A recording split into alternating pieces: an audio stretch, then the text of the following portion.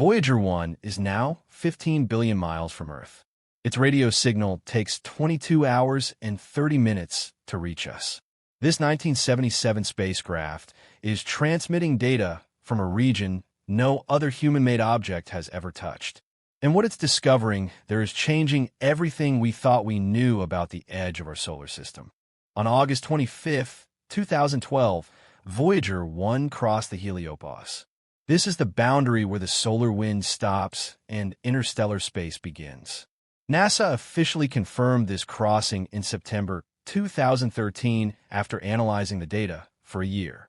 Voyager 1 became the first human-made object to leave the sun's protective bubble. The spacecraft weighs 1,820 pounds. It carries 11 scientific instruments on board. Only 5 of them still work today. Its power comes from 3 plutonium thermoelectric generators. These lose about 4 watts of power every year. By 2025, Voyager 1 will have just enough energy to keep one instrument active. But what it's sending back is worth every watt. The first thing Voyager 1 detected beyond the Heliopause was interstellar plasma. This is a soup of electrically charged particles floating between stars. In April 2013, the plasma wave instrument detected vibrations. These were shock waves caused by solar eruptions reaching into interstellar space. The frequency of the vibrations showed that plasma density was 0.08 electrons per cubic centimeter. This is 40 times denser than plasma inside the heliosphere. Don Gurnett from the University of Iowa led this discovery. He said the vibrations have a clear tone, like a musical note. This note told researchers exactly where Voyager 1 was. In 2021, instruments detected these vibrations again. This time, the frequency was different. Plasma density had increased to 0.13 electrons per cubic centimeter. Interstellar space is not uniform. It varies and changes constantly. The magnetometer aboard Voyager 1 is sending shocking data about the interstellar magnetic field. Inside the heliosphere, the sun's magnetic field dominates everything. Its field lines stretch outward like spokes on a wheel.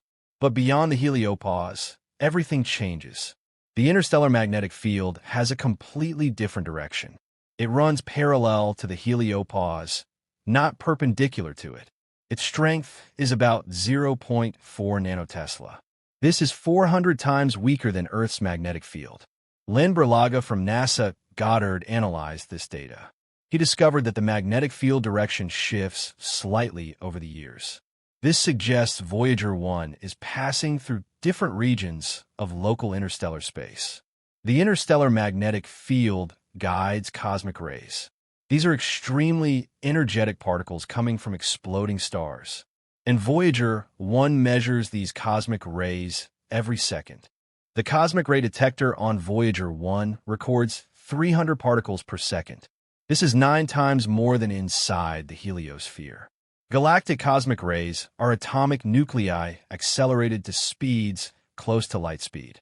They come from supernovas, neutron stars, and black holes. Some of them have energies over 1 exelectron-volt. This is more energy than any particle accelerator on Earth can produce. Edward Stone, the mission's principal investigator, analyzed this data for 12 years. He discovered that cosmic ray intensity increases steadily as Voyager 1 moves away from the sun. But this increase is not linear. It varies based on the 11-year solar cycle. When the sun is active, cosmic rays drop even in interstellar space.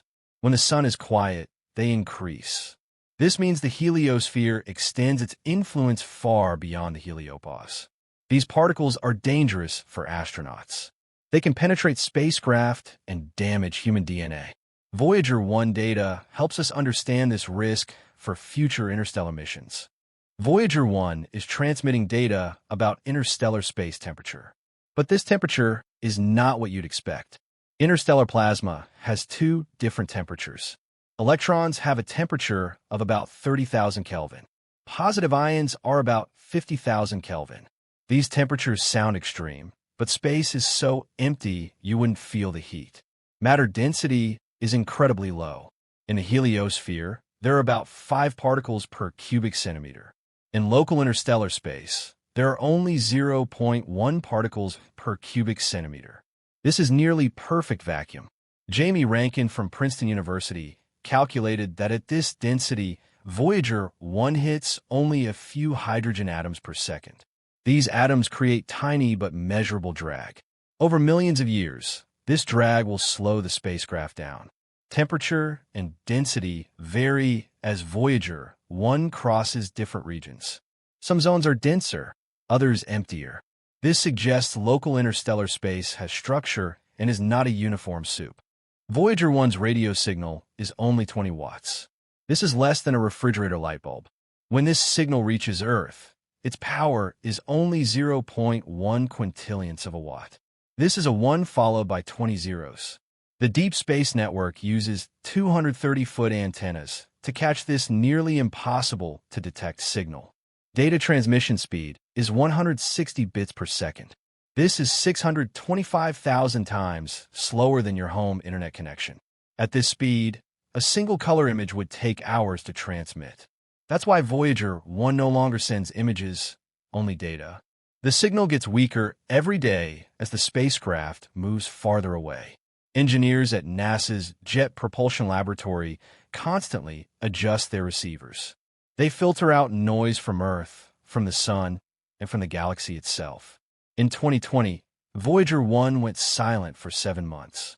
A software glitch stopped all data transmission. Engineers sent commands that took 22 hours to arrive. Then they waited another 22 hours for confirmation. They fixed the problem from 15 billion miles away. In 2018, Voyager 1 instruments detected something unexpected: a wall of hydrogen at the edge of the heliosphere. This wall forms where the solar wind slows down and compresses. Neutral hydrogen atoms from interstellar space pile up here. They cannot penetrate deeper into the heliosphere because the solar wind pushes them back. The hydrogen wall is about 10 to 100 times denser than surrounding space. It stretches billions of miles across. Scientists had predicted this wall in the 1960s. Voyager 1 confirmed it exists 58 years later. This wall scatters ultraviolet light from distant stars. The Hubble Space Telescope detected this scattered light in 2019. Combined with Voyager 1 data, scientists mapped the wall structure. The hydrogen wall protects our solar system. It filters out some galactic cosmic rays before they reach the planets. Without it, radiation levels near Earth would be higher. Voyager 1 data is rewriting our understanding of where the solar system ends. Before Voyager, scientists thought the transition to interstellar space would be gradual. The data showed it's sharp and distinct. The Heliopause is a real boundary, not a fuzzy zone. This matters for future interstellar missions. Engineers now know exactly what environment spacecraft will face. They can design better shielding against cosmic rays. They can plan for the magnetic field changes. Voyager 1 measurements help us understand other star systems. Every star creates its own heliosphere. Now we know what happens at the edge of these bubbles. This helps us study exoplanets and their radiation environments. The mission proves humans can build technology that lasts decades. Voyager 1 has operated for 48 years. It survived radiation, extreme cold, and the vacuum of space. Engineers from the 1970s designed it to last 5 years. It's still working nearly 10 times longer.